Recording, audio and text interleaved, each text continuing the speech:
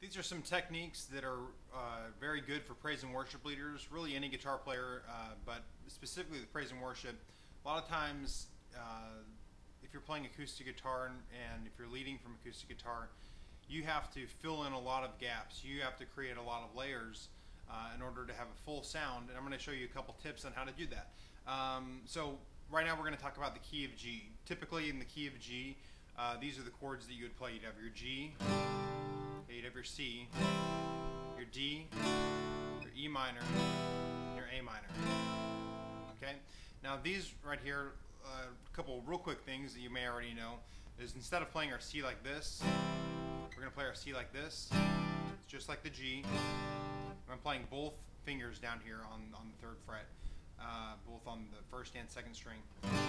So our G is right there, and our C is right there, okay, and our D. And notice that this finger doesn't have to move. And our E minor 7, we're going to play an E minor 7 instead of E.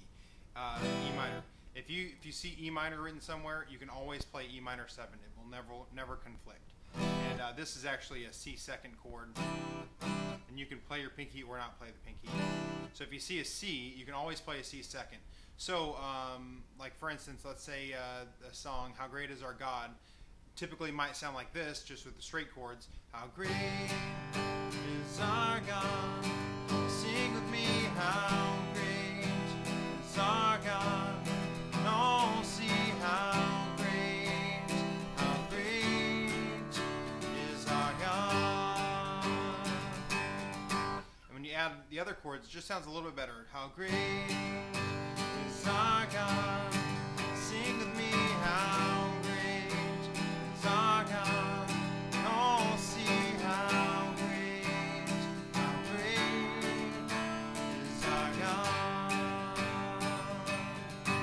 So you probably are already familiar with those chords, so I'm going to teach you just one more thing you can do that's going to step up your playing and create a layer in your playing instead of it just being, you know, one chord coming at you. Especially if you have a small band, you, bass, drums, that's it. You are ultimately responsible for creating layers. Now if you've got a bunch of extra, you know, 2 other guitar players, another acoustic, an electric, or a couple of electrics, and a keyboard player, maybe a backup keyboard player, there's already a lot of layers going on. But if you're, and these techniques will still work for that, but especially if you are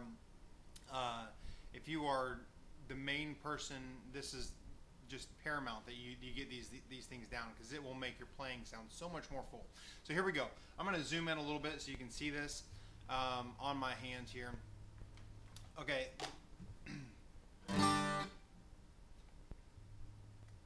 Okay, right here in the G chord, what I'm going to do is instead of playing all 4 of my fingers here, I'm going to take the zoom in a little bit more. Just move my guitar. Instead of playing all 4 fingers like this, I'm going to take my 1st finger right here and I'm going to move it on the 2nd fret of the E string, the bottom E string. Okay? And what that's going to do, and then my top finger here is not going to allow that A string to be open. It's going to be, I'm going to let it mute it. So I'm hitting the 2nd string right there, and it's being muted. So what's going to happen is I'm going to alternate by picking up my finger and putting it back down. And in the key of G, what you're doing is you're creating a G major 7th chord, which will not conflict.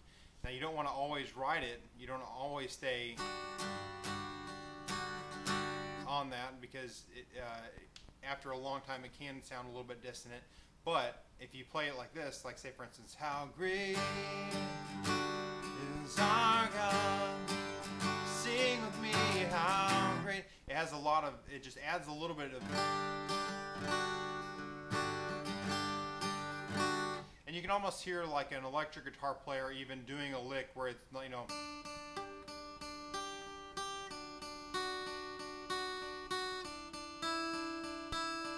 you can also take it off. How great is our God. And you can do that as well. So now in the key of, on a G chord, you really have 3 different things you can play.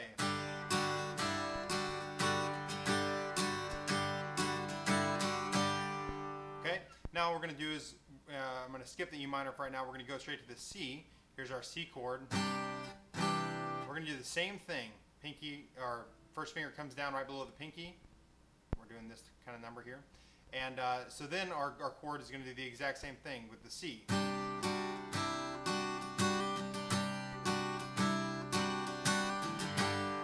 So it just adds a little bit of texturing, a little bit of layering to what you're playing. Now the E minor, you're going to do a similar thing. Here's our E minor 7. And you can play like that, or you can play it like this. I prefer without using the pinky if I'm just staying on the E minor 7 itself. But you can do either way. And what you're going to do is take your middle finger, okay, and you're going to come behind the pinky there. So that's going to look like that, okay? So here's our E minor, middle finger comes down, and now the pinky is what's being picked up and put down. So, and you don't even have to worry about muting this string here. It's already, it's part of the chord, so you don't even have to mute it. You can if you want. But so then the E minor 7 would look same type of deal. So the whole thing, you're going, that's the only thing that's changing. So our E minor,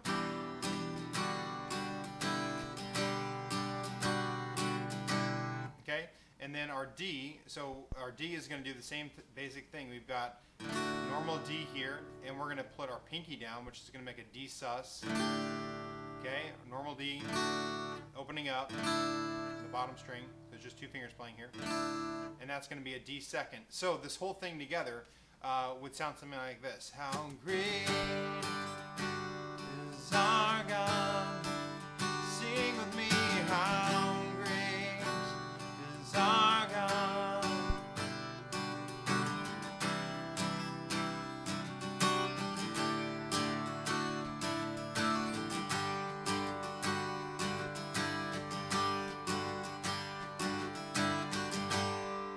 That's just going to add a lot of texture to what you're playing, and it really does make, you're going to be a lot better of a player. People will say, man, your guitar sounds so full, how do you do that? And it's just little things like that.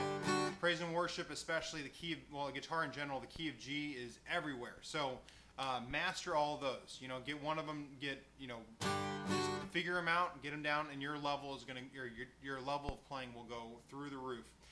One more thing you can do on this is just kind of a last tip. Once you get those down, you can add your pinky every now and then, right here on the 5th fret, if your finger will reach. I've got a little bit bigger hands, but you can do that. So like,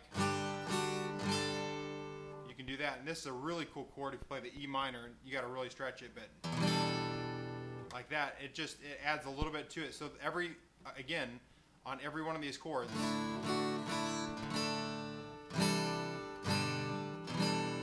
you can do that. You don't want to hang up there too long. You know, you wouldn't want to play the whole thing. But it just kind of,